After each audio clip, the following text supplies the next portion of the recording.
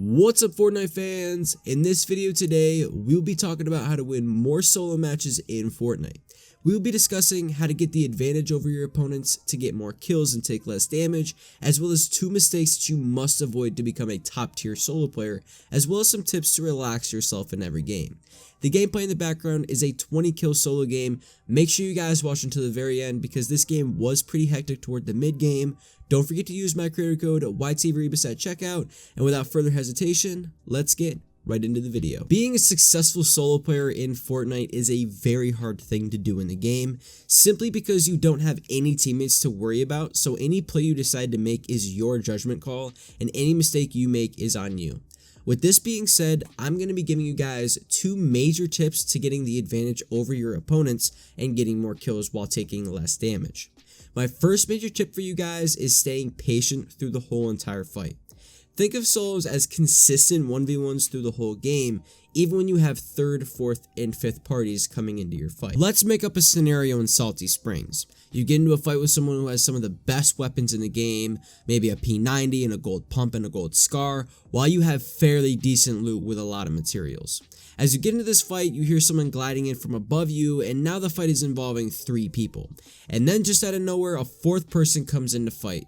At this point, there are so many people in this fight currently that your first priority should just be to stay patient and wait for other players to fight and take damage, and then when they're weak, you have an opportunity to take them out. This is an advantage over your opponents because they'll be weak, and if you cover yourself and stay patient, this is a possible outcome that puts you in the best position to leave that fight alive. Staying patient will ultimately allow you to make better plays because you're thinking more clearly. The second tip I have is building less and using your weapons more. Sure, building is a huge skill gap for a lot of people, however, everyone seems to be at least mildly decent at building and can cover themselves right away after they get shot.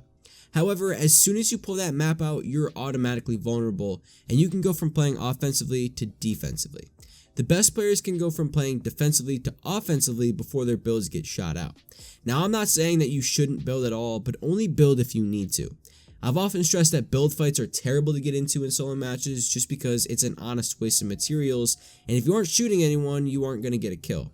From this point forward, I want you guys to utilize building to provide cover for yourself while you shoot at your opponents and their builds. 2 mistakes that every player in Fortnite makes is number 1, not knowing when to be aggressive and when to be passive, and number 2, positioning. If you guys want to win more solos, you have to avoid making these 2 major mistakes that get players killed all the time. I think the Fortnite community has glorified the aggressive playstyle as well as RNG in Fortnite, which I understand why, because getting more kills in Fortnite is usually only possible by playing really aggressive and rotating fast, and it's very impressive to see. However, I want you guys to ignore being aggressive for just 1 second to understand that playing aggressive should come second in some instances. For example, if you're going to push a fight with 3 people involved, you should start by trying to take shots from medium or long range from the fight to deal some damage to the people fighting and potentially kill them before moving in. There's a couple times in this gameplay where I had to take better positioning over just rushing a fight for the kills, and because I utilized the best positioning, I was able to pick up those eliminations and keep myself alive. Now, I know everyone panics in the game from time to time, but if you're panicking consistently and choking middle and late game scenarios because of this, I want you guys to take a step back and think differently when you go into a game. Ask yourself right now, what happens when you die? You go back into the lobby and you hop back into another match. It's not like you guys are never going to be in the final fight ever again. And every Fortnite player in the world has had their fair share of chokes before, but that only makes you better, not worse. Think like this, even if I die this game, I have another opportunity next game to get where I am, and I might even win next game. I think many players focus on the fact that they may have a lot of kills in one game and might be in the final 10 and then die and give up because that was a really good game for them. But consistency is the reason many players are insanely good players. So the next time you're in a final fight, just know that you'll be in that position again, and you aren't fighting for millions of dollars in prize money, you're just fighting for a win on your record. I hope you guys win your next solo match after watching this video. Be sure to use my creator code YTViribus at checkout. Don't forget to hit that subscribe button and turn on post notifications for more tips and tricks content on Fortnite, and I'll see you guys next video. Peace out.